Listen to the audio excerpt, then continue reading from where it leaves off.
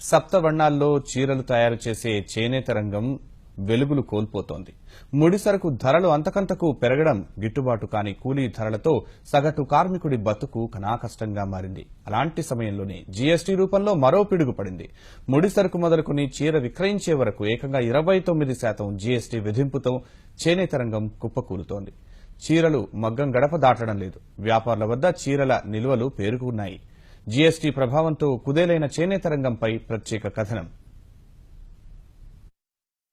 రాష్ట్రంలో వ్యవసాయం తర్వాత ఎక్కువ మంది ఆధారపడ్డ చేనేత రంగం పరిస్థితి దారుణంగా మారింది.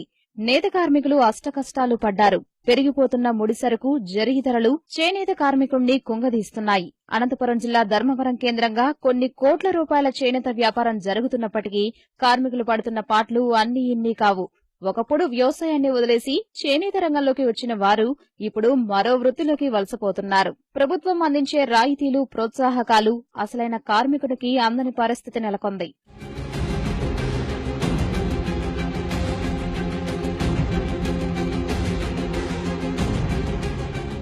నోట్ల రద్దు చేనేత వ్యాపారాన్ని ఓ కుదుపు కుదిపేసింది.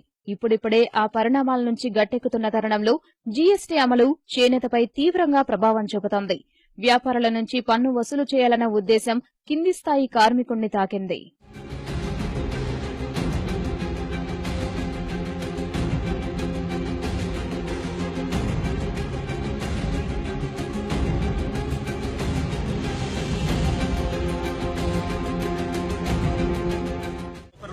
దానికి అద్దె కడుతున్నా, దానికి ఎటువంటి జీఎస్టీలోకి అవి అమలు చేయడానికి కుదరదు. అవన్నీ కాకోకుండా నేను తయారు చేసిన చీరకి ఎందుకు కట్టాలండి జీఎస్టీ? ఇప్పుడు నేను ఇచ్చే లేబరు దాంట్లోకి యాడ్ చేసేది నాకు తెలీదు. నాకు 25,000 నుంచి 30,000 ఇన్కమ్ ఉంది అనుకోండి. ఇప్పుడు దాంట్లో నేను అకౌంట్ ఎడికియాలా, లేకపోతే జీఎస్టీ కట్టాలా, నేను ఇంటి బాడీ కట్టాలా, నేను ఎలా నడచాలి?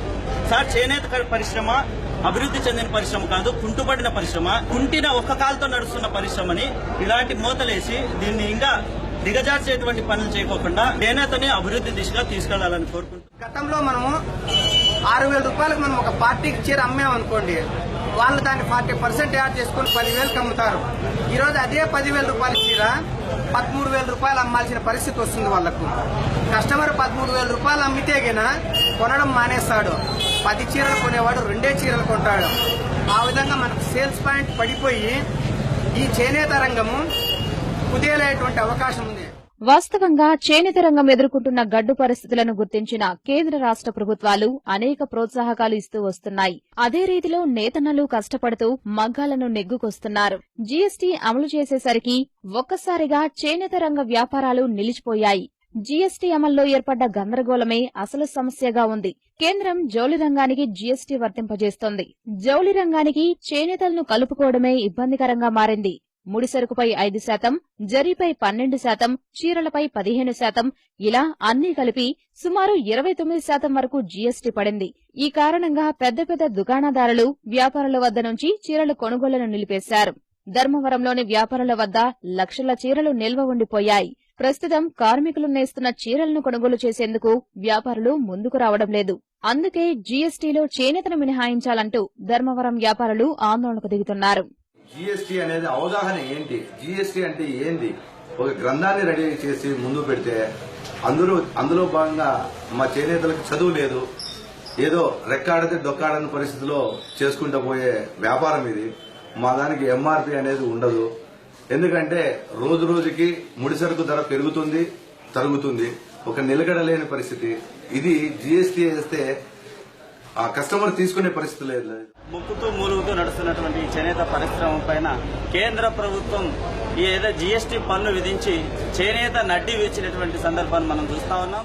చేనేత రంగం ఇప్పటికే ఆత్మహత్యలు, వలసతో జీవిస్తా ఉన్నారు చేనేత కార్మికులు. మరి దీనివల్ల వ్యాపారం చేసుకునే లేదు కాబట్టి తక్షణం దీన్ని తొలగించాలని చెప్పి కోరుతా ఉన్నాం.